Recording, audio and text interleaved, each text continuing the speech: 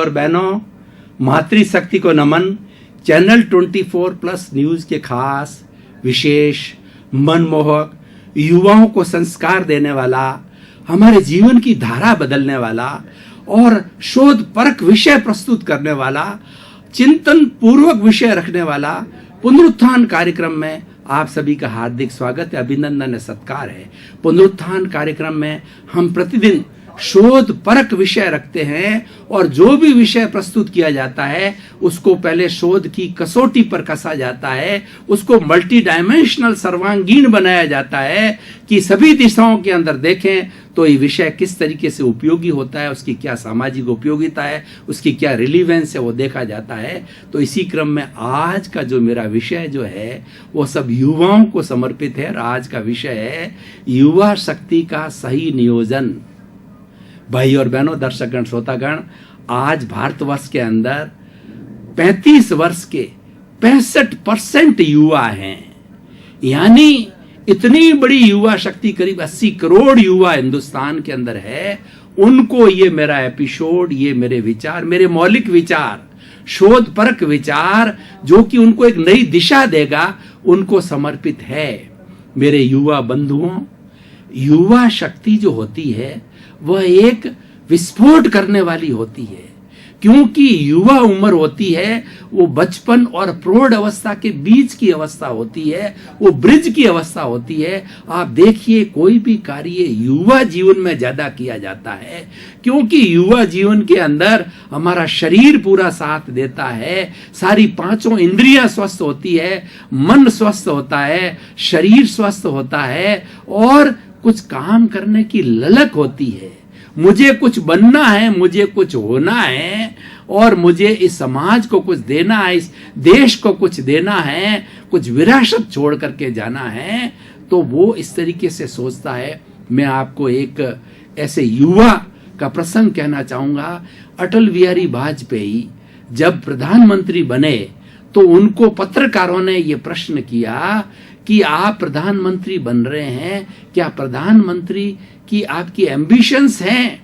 तो उन्होंने कहा कि मेरी प्रधानमंत्री कहां से एम्बिशन हो, मैं तो पत्रकार बनना चाहता था, एक साधारण कॉमन व्यक्ति हूं।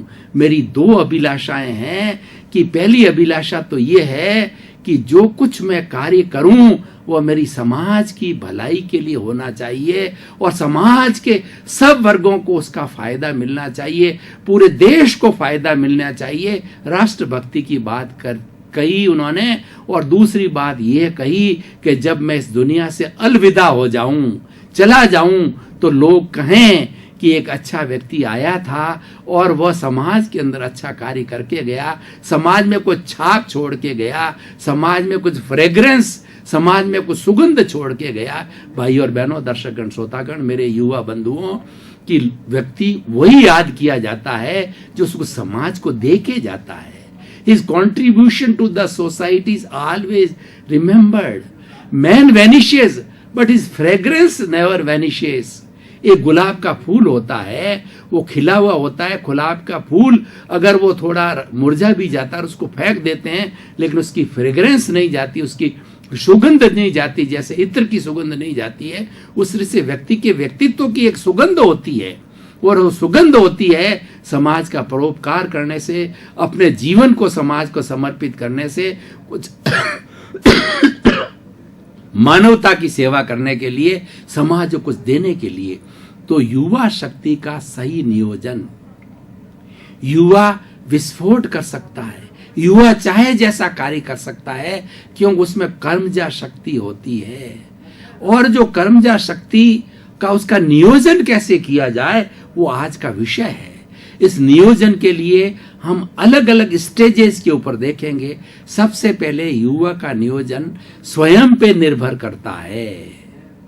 कोई भी युवा जिसको समझ में आ जाती है, ग्रेजुएशन हो जाता है, पोस्ट ग्रेजुएशन हो जाता है, तो उसको खुद को समझना चाहिए कि मेरी रुचि किस में है। मेरी रुचि पत्रकार में है, डॉक्टर में है, इंजीनियर के अंदर बनने में है, सीए बनने में है या नेता बनने में है। किसके अंदर मेरी रुचि है, मेरा दिमाग किसके अंदर चलता है, मेरे को इंटरेस्ट किस में आता है। और ये नॉर्मली मैं स्कूलिंग की भाषा में बात करूं कि बच्चा जब 11th में आता, 10th तक जो है सारे कॉमन सब्जेक्ट पढ़ाए जाते हैं, कोई स्पेशलाइज सब्जेक्ट नहीं होता है। उसको जो जैक ऑफ ऑल बनाया जाता, मास्टर ऑफ नन बनाया जाता है। जब वो 12th में आता है तब उसको जो है उसकी दिशा जागृत होती है। साइंस मैथमेटिक्स में जाना है, साइंस बायोलॉजी में जाना है, कॉमर्स में जाना है या आर्ट्स में जाना है, और फिर उसमें से कौन सी विधा लेनी होती है, उस दिशा के अंदर वो प्रयाण करता है। इसीलिए अपनी शक्ति का नियोजन, अपने भविष्य का निर्माण जो है व्यक्तिगत स्तर पर ज्यादा होता है, और वो अपनी समझ से किया जाना चाहिए। थोपा हुआ वो नहीं होना चाहिए कि पेरेंट्स ने कह दिया कॉमर्स ले ले। जब उसका इंटरेस्ट साइंस मैथमेटिक्स में है, वो कॉमर्स के अंदर क्या इंटरेस्ट, देखिए इंटरेस्ट बड़ी चीज होती है, और व्यक्ति इंटरेस्ट से ही आगे बढ़ता है, इंटरेस्ट से ही तरक्की करता है, और इंटरेस्ट से ही उसको कुछ करने का जो है उसके अंदर मादा पैदा होता है। इंटरेस्ट के बिना कोई कार्य नहीं किया जाना चाहिए, और वो कार्य जो है वो बोझ साबित होगा। आप इंटरेस्ट से कोई कार्य करेंगे तो 24 घंटे में आपको ऐसा लगेगा कि मैंने तो सिर्फ 2 घंटे कार्य किया, जबकि आप लगातार कार्य करते जा रहे हैं।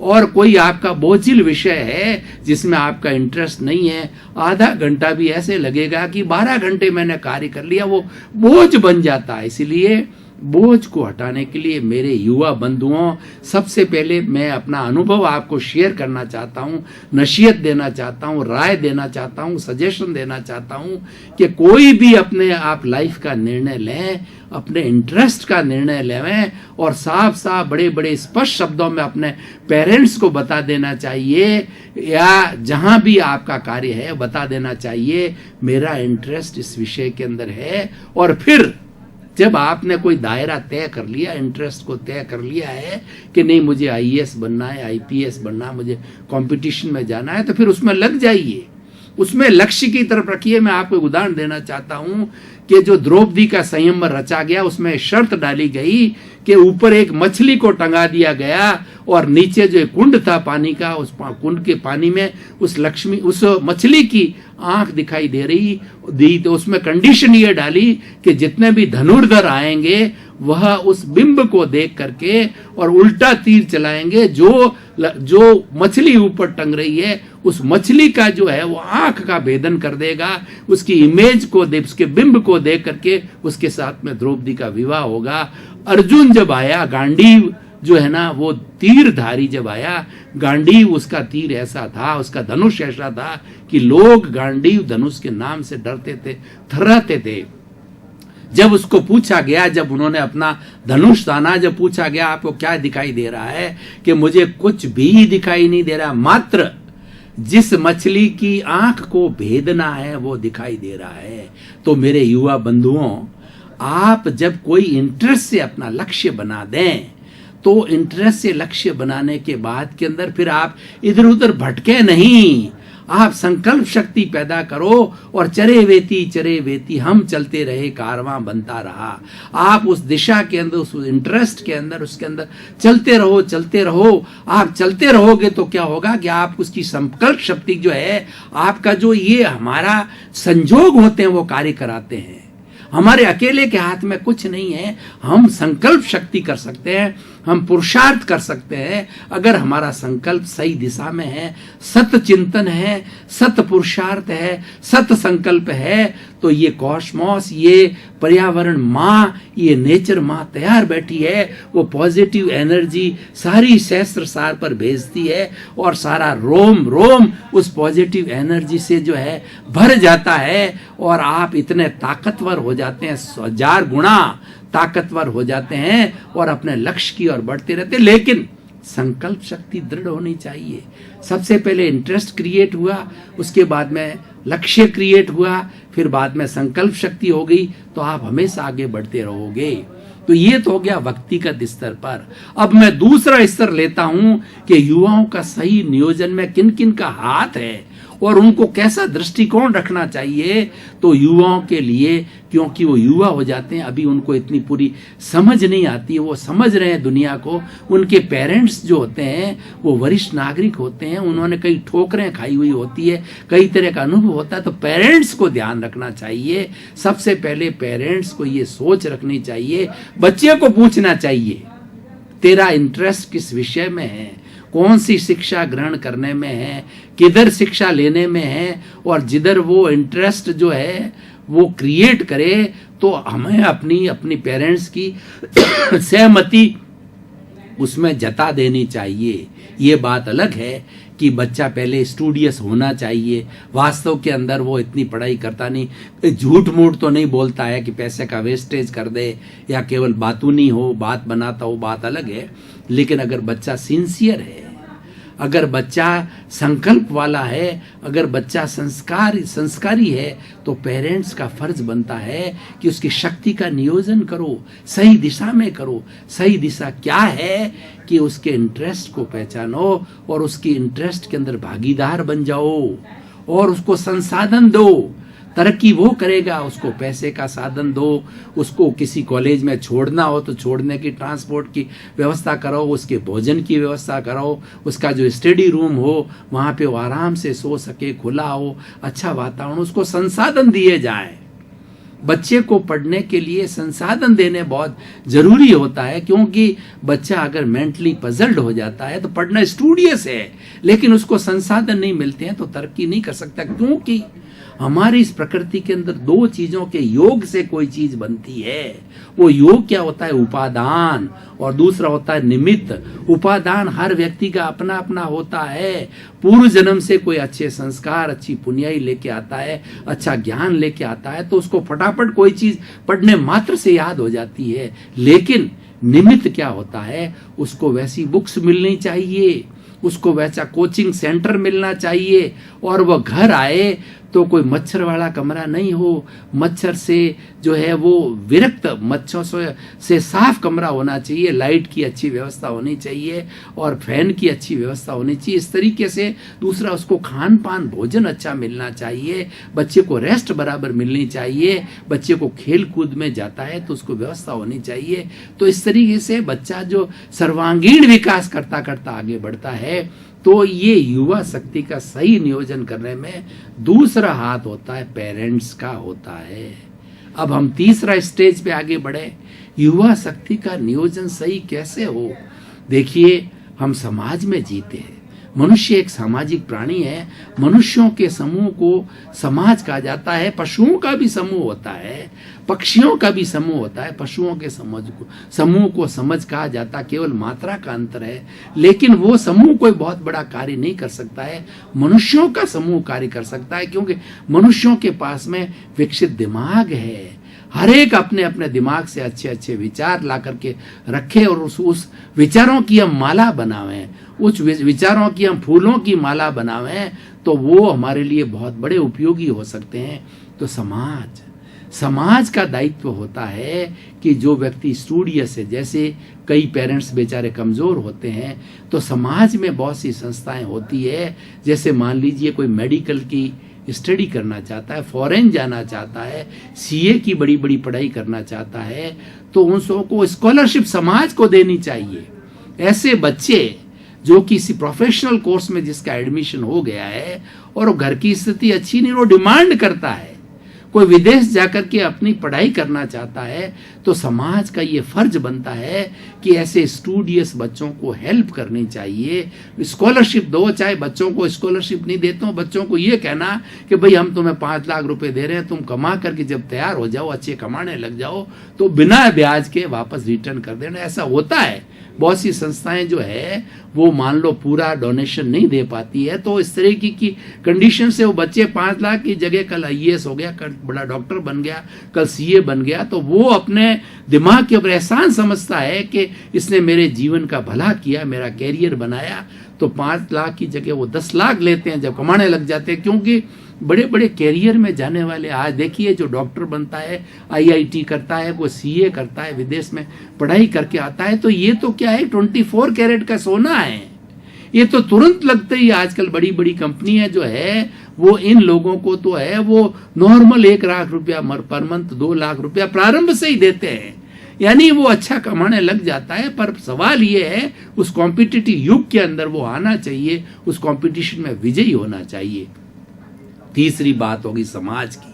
अब चौथी बात हम सरकार की बात करें, देखिए नहीं, चौथी बात हम शिक्षा की, विद्यालयों की बात करें कि हमारे स्कूलिंग के अंदर देखिए कोई बच्चे जो है स्कूल में पढ़ते पढ़ते अच्छे अव्वल आते हैं तो उसको एनकरेज किया जाना चाहिए। जो टीचर्स होते हैं वो बच्चों को जो अच्छे पढ़ते हैं, वैसे तो हर एक को एनकरेज किया जाना चाहिए, सभी बच्चे समान हैं, लेकिन जो बच्चे देखिए 3 तरह के बच्चे होते हैं, एक्सीलेंट होता है, मीडियम होता है और न्यून होता है।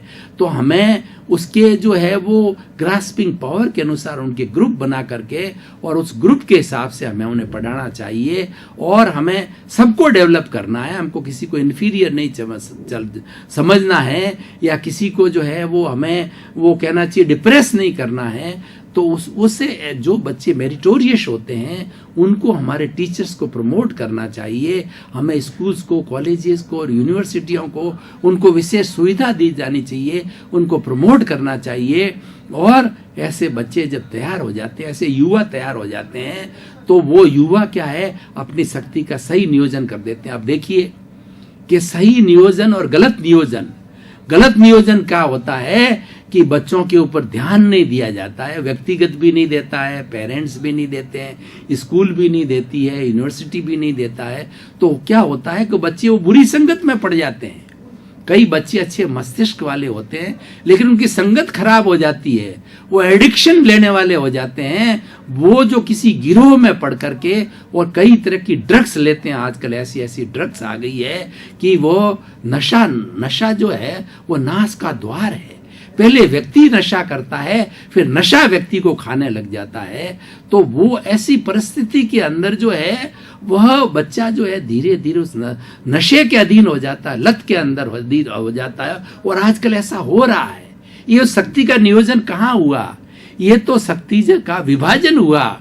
वो बच्चा नशे का एडिक्टेड होकर के वो क्या युवा हमारे देश का कल्याण करेगा, क्या माता पिता का कल्याण करेगा और क्या खुद का कल्याण करेगा, ये उसका सही नियोजन नहीं हुआ। उसको प्रारंभ से अच्छे संस्कार नहीं भी दिए गए, पेरेंट्स के माध्यम से, स्कूल्स के माध्यम से उसको चेक नहीं किया गया, उसको प्रमोट नहीं किया गया, उसको प्रोत्साहन नहीं दिया गया, इसीलिए उस दिशा के अंदर चला जाता है। और ऐसे बच्चे जब उस दिशा में जो पहला कदम रखते हैं उस कदम को रोकना चाहिए। और जब वो पारंगत हो जाते हैं और फिर हम उसके ऊपर रोक लगाएं, उसको बुरा भला कहें, तो अब तो वो तो एक्सपर्ट हो गया उस गलत लाइन का, तो आप क्या कर पाओगे? क्या सुधार की बहुत कम गुंजाइश होती है। इसीलिए सही नियोजन की बात कर रहा हूं। और आजकल बुरा नियोजन तो हो ही रहा है। और देखिए क्या हो रहा है कि कई पॉलिटिकल लीडर्स होते हैं तो वो बच्चे कॉलेज के प्रारंभ में ही उन बच्चों को पॉलिटिकली यूज करते हैं, उनसे क्या हिंसा करवाते हैं, उनसे गलत नारे लगवाते हैं और उसका यूज करते हैं, वो अपनी डर्टी पॉलिटिक्स के अंदर करते हैं। तो उन बच्चों को भ्रमित करते हैं, बच्चों को गलत दिशा में ले जाते हैं। तो उसका सही नियोजन नहीं हुआ। कुछ इस तरीके की गलत संस्थाएं हैं जो आतंकवादी बना देती है। युवा होता है 20 साल का, 25 साल का, उसको लोभ दिया जाता है कि तुम्हें 25 लाख देंगे, 50 लाख देंगे और तुम्हारे परिवार की पूरी सुरक्षा करेंगे। तो बच्चा उस जो युवा उस लोभ के अंदर आ जाता है, उसको पता नहीं कि मेरा जीवन ही नहीं रहेगा तो मेरे पैसा किस काम का, परिवार के कैसे क्या कर, जब मैं ही नहीं रहूंगा परिवार का क्या होगा, क्या नहीं होगा, लोभ में आ जाता है। फिर वो क्या होता है कि उसके अंदर वो धीरे धीरे सीखने लग जाता है, गिरोह में पड़ जाता है।